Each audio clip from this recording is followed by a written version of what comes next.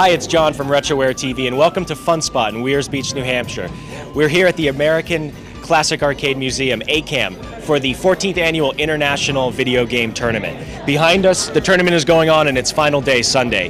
At the end of the day, the leaders and the winners will be announced. It's some of the best video game and the classic arcade players in the world come here to try to set new scores on a selection of games chosen specifically for this year's tournament. Join us as we talk to a couple people, look at the sites, see some of the competition.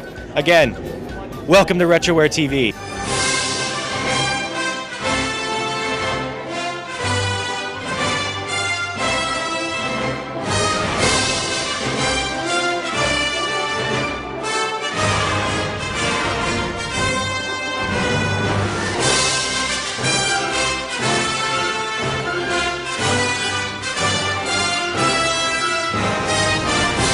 So we're here at Funspot 14, and I'm standing next to David Hernly, the creator and owner of Arcade. So tell us a little bit about Arcade and your role here at the tournament and with Funspot. Well, Arcade started off originally as a location database, if you will, of where can I go play the classics? Where can I play Pac-Man? Where can I play Donkey Kong? Because arcades have just slowly been fading, into the sunset to some degree. Luckily, in the last few years, we've seen a revival. We're seeing arcades actually open with the classics in place, which is a great thing. But once we started that, we began relationships with certain venues, such as Funspot and the ACAM Museum. And about 4 years ago, I was here at the tournament participating, and everything was done on paper. You had to write down the date, the game name, the player badge number, the score. They had to initial it, and that was for every single entry. So I went to Gary, Gary Vincent, who's the head of the ACAM museum here, and I said, Gary, I think I can fix this.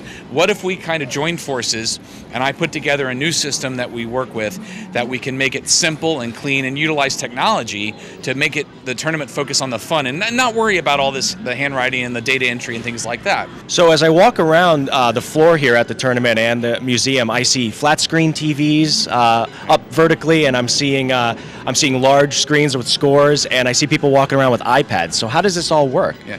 Well, for the tournament area, what they do is they have each score taker has an iPad, and on that iPad there's a visual representation of each game by marquee, and those marquees then represent each game that's in the tournament. Mm-hmm. So the score taker will touch the marquee, enter the badge number, and then enter the score. Once they do that, they show it to the player. The player then hits a button to confirm that. So what happens is, not only has the score taker seen that, but the player has verified that it's correct. So you've had two sets of eyes look at it. And then, after that, once they do that, the moment they hit that checkbox, it's instantly into the system, automatically ranked and handled. So there's no process to figure out who's first. It's all handled automatically. On those displays in the tournament area, we have the current rankings. Who's the overall number one? Who's the top place on a particular game, so you can see each detail of the tournament. And on the touch screens we have here in the main room is our electronic wall of fame, where you can see the top players that have achieved the best scores either here at the ACAM area or Funspot, as well as around the world. But you can also browse the list of games available here to play, see where people come from, check out what tournaments are coming up, look at the past tournaments, see who the winner was from last year, things like that. So the players, in order to access their own personal information, can have individualized ID cards, RFID cards, where they can then have their profile put into it and then look at their own scores as well, correct? Correct. They can use that here at the wall, so they can walk over, wave their RFID card, their profile will immediately come up. But then they can also, in the tournament area, use that same card to review their scores. And they can bring up the information on their smartphone, so if they're in the tournament, they can kind of have a quick access to look at, okay, wait a minute, I need to do better on this game, or, oh, no, this guy's got a better score than me. So they can look at it right on their phone, so they don't necessarily have to walk over to the monitor. And again, it kind of goes back to making the information more accessible and direct, because what it does is it heightens the aspect of the competition where what we've seen since we've constantly been evolving the system from the very first time we unveiled it to today is it's only improved the competition. Yeah. It's more fierce because people can instantly see, wait a minute, if I play this game and just get another 1,000 points, I can leapfrog this guy and then I can be here. And so it's that access to information which has made the competition that much more fierce. The very first year we did it, the scoring, the number of scores that were taken, physically registered, tripled. We had 4,000 registered scores over the 4 days of the tournament the last 2 years. We're going to be higher than that this year. It makes a lot of sense that this system would be in place here at a place like Funspot. how many other locations are you looking to expand to, or have you already been in place so that, I set my score at Super Breakout here, and then I head to another facility? Where can I update that or take a look? Well, actually, we wanted to unveil it here at ACAM and Funspot because we've had the relationship with them from the beginning of really working on bringing the new technology out. So we have a kind of a tradition of always unveiling the new stuff here. We want to really support what the museum's behind. But this system and the cards you mentioned are accessible and usable at various locations that will be unveiled within the next few months. One of which I can tell you is Galloping Ghost Arcade in Chicago. Here at ACAM, the goal is on events and bringing people out to participate. So we want to encourage people being together, bringing back the social aspects of the arcade like it used to be. Yeah. So that's a big focus here. At other venues, each venue has representatives that can record those scores for you. So what you want to do is, when you get to the venue, if it's an arcade venue, you'll just simply ask, hey, I'd like to submit a score. Who can I talk to? And they'll present them to a representative that can help them get that done. Beyond just spreading to other arcades, you see other ways of utilizing the data, or do you see that this could be expanding to another level or another step in the business? Well, actually, it already has in a way. We actually just a little earlier this year had what we called the Battle of the Arcades. We actually utilized the same tournament system, but simultaneously at 3 locations where all the data was aggregated together, so the players from all 3 locations were scored together. Like a team mentality. Yes. So as a result, you had arcades all, again, gathering together at their individual locations, battling against the other players on the same titles at the same time. That's phenomenal. What an interesting way of using technology to bring an old medium back to the forefront. Yeah, well, and we have utilized streaming, web streaming, so people could watch the gaming going on at each location, and then everybody had access to the web, to the arcade site, where they could see all the tournament scores live. Everybody, make sure you check out Arcade. Hopefully it'll come to an arcade near you soon, and it'll rejuvenate and bring a little bit more life to the classics, as well as some of the new titles as well, perhaps. So again, thanks so much. Hey, thank you. Appreciate it.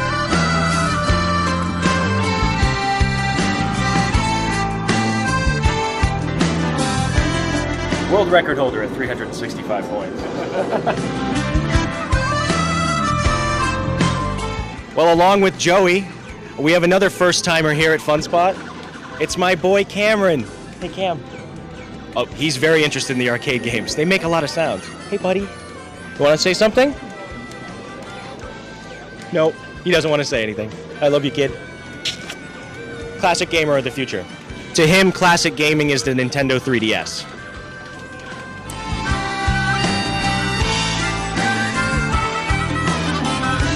Gary, it's wonderful to be here at Funspot again for the International Classic Game Tournament. Good to see you again, John. The turnout this year, how's it going compared to other years?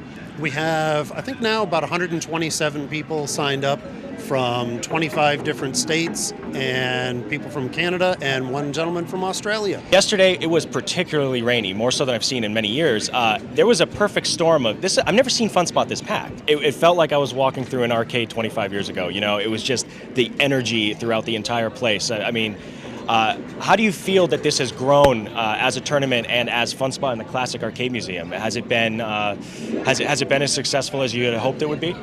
Yeah, it's amazing, because I think it actually is more successful than I ever could have thought. You try to make realistic predictions of, okay, how far is this going to go? But it's humbling, and it's also rewarding as well, because you know that people are appreciating the efforts that we're making to preserve this game history and the games for people to come in and actually experience in an arcade environment. Next year will be our 15th anniversary of doing it, so it'll be great. And like you said, you saw the new player access cards. Oh yeah.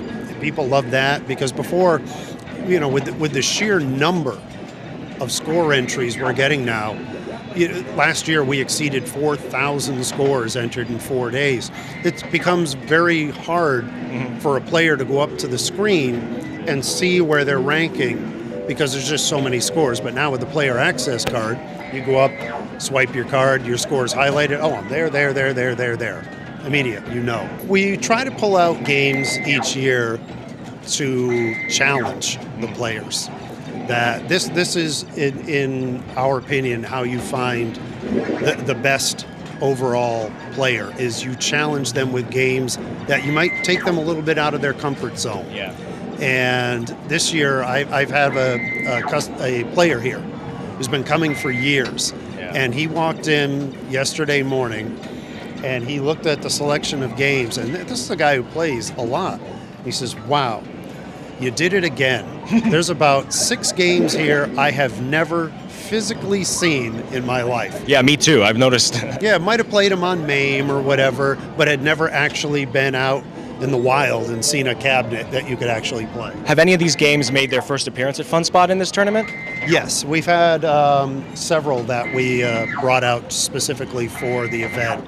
We had the Space Encounters Mini. We did bring our Buggy Challenge Mini out. We do have a full-size upright, but figured to throw a little monkey wrench in the program by putting a Mini out there. And we brought out Armored Car, Minefield. One of our volunteers actually brought over a pinball out of his personal collection. The Al's Garage Band goes on world tour. So people loved that because it's something they just haven't seen. Now, let's say one of the games, and I'm sure it's happened during the tournament this weekend, one of the games starts acting finicky or gets broken down, or a controller's not working, a button's not registering properly. What is the process that takes place to get Randy over here? Randy Lawton, I believe, is still the guy who's pushing all making sure things are running properly. I mean, does someone complain, go to you? How does it all work out? Yeah, people come over to the tournament desk and they'll say, hey, I have a problem with this game. Can you come over and take a look at it?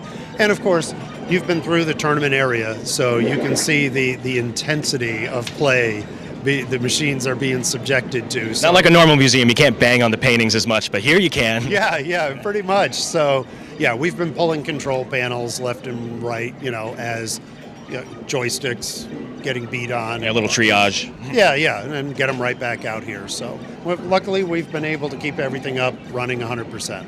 Well, it's wonderful to see not only the tournament still going strong, but also watching people walk around with their iPads, making sure that technology is brought into the whole endeavor, and it's a beautiful thing. And it looks like classic gaming is well and live.